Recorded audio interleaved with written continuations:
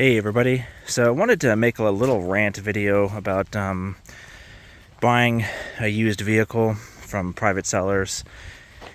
It's very frustrating because I've been in the market now for the past couple months to buy a Jeep Gladiator or J10, J20, J4000, whatever Gladiator from like the 70s, 80s, 60s, and all my vehicles are used, so I've dealt with this before. This one was a dealership used vehicle, the 5.9 Limited. The Wagoneer I bought from a private seller. Didn't have too much issues with this guy. He was in his 20s and just got married, and his wife made him get rid of it, which is a good thing because I'm the 6th owner, and the prior owners before him really didn't do anything except maybe one guy. I guess there were some receipts for the stuff that was done to this vehicle. But this is going to be the rant is, if you're selling a vehicle, I know it's not going to change what people do or whatever, but stop being an asshole and just be honest about the vehicle, the condition that it's in.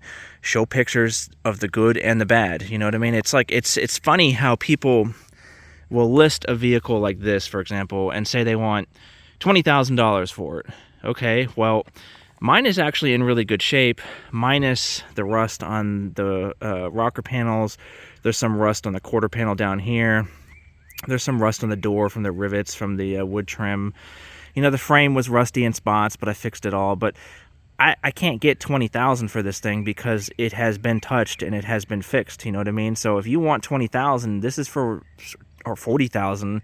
This is for ones that have not been molested and have been hacked and cut. You know what I mean? I could probably get $10,000 for this thing, but not, $20,000 or $30,000 or $40,000. So. And I wouldn't lie about what's wrong. I'd say this was fixed. Here's the pictures of the frame right here. And that's another thing is when you try to buy a vehicle like this, especially any full-size Jeep, so any full-size Jeep from 60s to 91, the frames changed a little bit throughout the years, in the early to mid 70s. The suspension changed a little bit, but they're all kind of roughly the same. They all have the same kind of rust spots. They all tend to rust from the shock mounts up here in the front, which I'll show you. I've mentioned it in a prior video of mine. So if you're in a market for these things, pay attention to this video. So they all tend to rust right here. See, you can see my welds from the patch that I put in here. So the problem is they get dirt inside the shock mount, which is hollow, and it holds dirt and moisture and all kinds of crap in there, and it rusts out the frame behind it. Gets inside of this frame, which is this two C-channels welded together, so it's boxed, and it rots out the bottom and behind where the engine mount is. So mine, when I was getting up, I grabbed right here, pulled to lift myself up, and it ripped it right off the frame. So I didn't know that because it was rotten behind it, and you couldn't see it from, right here. So the rest of the frame is fine. As you can see, it's in great shape. So, but it's very frustrating trying to buy these vehicles because they rust right there. As you can see, the rest of it is fine. They never really rust over here. They never really rust down here, except for the later model Grand Wagoneers like this, where the gas tank is. Mine had that problem. And they all tend to rust from right here to the back of the cross member behind the bumper. They all tend to rust right there. They're all either rotten, have some kind of damage to them, or if you're really, really lucky, there's no rust at all. So, for the last 2 months, I've been trying to get this Jeep pickup truck, a Gladiator, like I said, trying to get a J10 or J20, maybe a J4000, which is the earlier, I think 73 and under. But I would prefer mid to late 70s, because I think after 73 they did disc brakes in the front instead of having 4 drums. So, but anyway, I'm asking for pictures for these Jeeps. These guys take one picture like this, $10,000. Okay, well, let me see the interior, and then they're gonna show a picture like this. And my Jeep is dirty because I use it for work around the farm, but they're gonna show pictures like this. Okay, so I'm gonna buy your $10,000 vehicle, when it has shit, big gulp cups, you know, all kinds of crap laying around. Yeah, my Jeep looks like shit on the inside because it's just, I use it as a work truck. It needs to be cleaned though. You know, this is actually beyond what I find acceptable for even my own vehicle. But, you know, or they won't show the condition of the floorboards. Okay, it has carpet, but what does it look like underneath? You know what I mean? Like, take a picture of the floorboards underneath. How hard is that? That wasn't hard, was it? No, it was not. So, take a picture of the frame. Go in between the wheel wells. So when I ask a guy, can I have pictures of the frame, please? They'll take a picture like this. And like I said, they all look great right there. What I want to see, and I even specifically asked them, is to show me the rear frame. I want to see the rear, please. I'll even tell them, if it's rusty, that's fine. I can fix it as long as it's not too bad. You know what I mean? So, I've had these people, like one guy on the phone, he was taking pictures. He's like getting down on the ground. He's 39 years old. I looked at his Facebook page, former military. He's like, oh,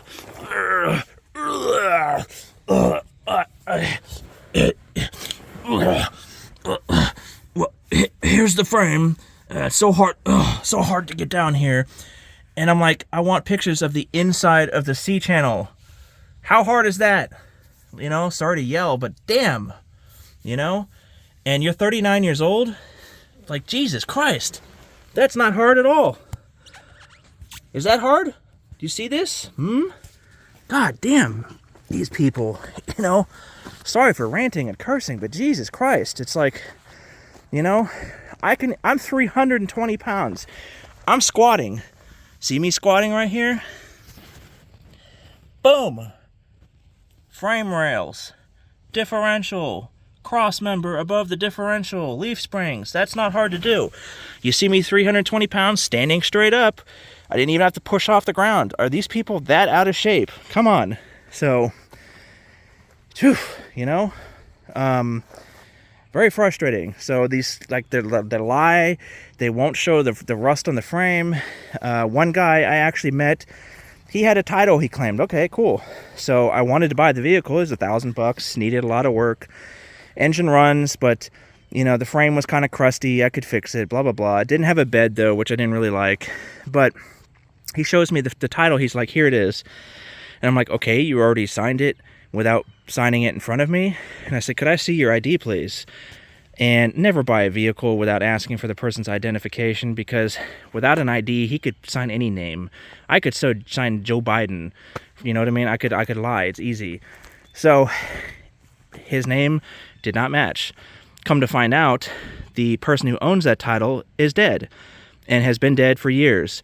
So he has a vehicle from a deceased person that has not been registered to somebody else that he's trying to sell, that he forged the name on. And I drove 2 hours to it's like, are you fucking kidding me? You know? So the other guy, I asked for pictures of the rear of the frame. He would not do it. I talked to him for 2 weeks. I probably shouldn't even have given him the light of the day, but I drove an hour and a half over there, and as soon as I pulled up, it took me like 2 seconds to see the frame, and I was just like totally disgusted, turned off. I mean, it was not even, you know, the J10, J20 frames are thicker than 1/8. They're not exactly 3/16, but they're in between. And this thing was like paper. It was like a blade of grass. It was so bad. And that's not bad, you know. You can cut that off and you can weld in a donor frame, or you could actually just swap in a good frame, you know what I mean? So, but why are you lying? You know, and on top of that, he doesn't have a title. So I asked him, why don't you have a title? Well, I bought the vehicle from my neighbor 10 years ago. I sold it soon afterwards, but the guy who bought it never came back to pick it up. So it's been sitting here for 8 years.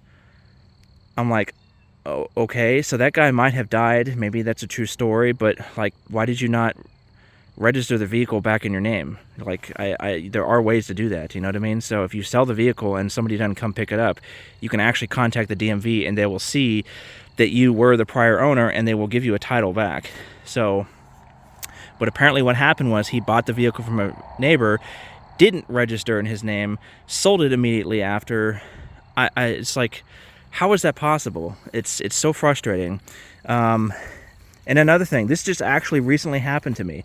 Somebody, I guess, found me on Facebook, took my name in Arizona, and tried to sell a vehicle to this woman who like contacted me on Facebook, screaming, yelling at me, blah, blah, blah, blah, blah, whatever. So she signed a bill of sale, gave the guy $1,300 for like a $4,000, it was like $1,300 deposit with the bill of sale, and she was going to pay him back, you know, in full when she met him in Texas, supposedly, so she said. So some guy signed a bill of sale with my name, and I asked the lady, I'm like, did you even check his ID? Like, oh no, but he looks like you on the picture in your Facebook page. Well, the picture on my Facebook page from 15 years ago with me wearing a firefighter uniform, and my hat, you know, all of that, the turnout gear, everything is on. So all you're seeing is like the little bit of my face and my nose. Like, are you sure that's me?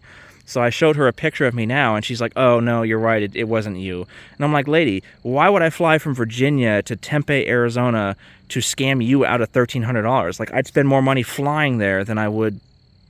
It's like, you know, come on. So stop being stupid. When you buy a vehicle, ask for the person's identification. Take a picture of the front and back of his identification. So in case you do get scammed, you can go back to him. Does that make sense? Or her?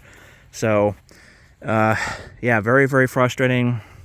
You know, just show the bad and the good of the vehicle. Stop lying. You know, because sometimes people like me, they will drive 4 or 5 hours to look at the car, and then when they show up within 2 seconds, it's like something that you didn't show them, like you just wasted their time, their money, their energy driving over there to look. It's like, you know, so, and then when people are like, well, I don't feel like taking pictures, just come on over and check it out. Well, I don't feel like coming on over and checking it out because you're 2 states over. So just, can't you take pictures of the entire frame, the floorboard, the engine bay, the interior? How hard is that? You know, so, and these people bitch and moan and complain, well, I can't take a picture, it's hard to get on the ground. One guy was like, oh, there's mud wasps laying around. I mean, come on, you know, stop being such babies. So, sorry for the rant video, but Jesus Christ. It is a nightmare buying a classic antique vehicle. You don't know the shit that these people are covering up. Like this one, for example, it was sold on eBay from the 4th owner, and what they did was they repainted it. That's why the paint job looks good. Well, sort of good. It doesn't look like a 40-year-old paint job, let's just say that. But they repainted it, they fixed the rust, but you know how they fixed it? Look what's happening to me right now. Do you see this right here? This right here is Bondo. It's like a 1/4 inch thick Bondo. So instead of cutting this panel out right here, putting a new, you know, patch panel in there, they put a 1/4 inch thick Bondo, and it's actually starting to bubble right here. And that's how they sold it to the guy on eBay in 2010. So it's sketchy work, and I feel sorry for that guy because when he bought it, he actually spent a lot of money. I have the receipt. He spent like $2,500 on fixing ball joints and all this stuff and whatever, and you know, the car still needed a shit ton of work when I got it, but I put like $5,000 into it, and I did it all myself. But rant off. Be careful when you buy these vehicles. They rust from here to the back. They rust to the shock mounts. They will rust where the gas tank is.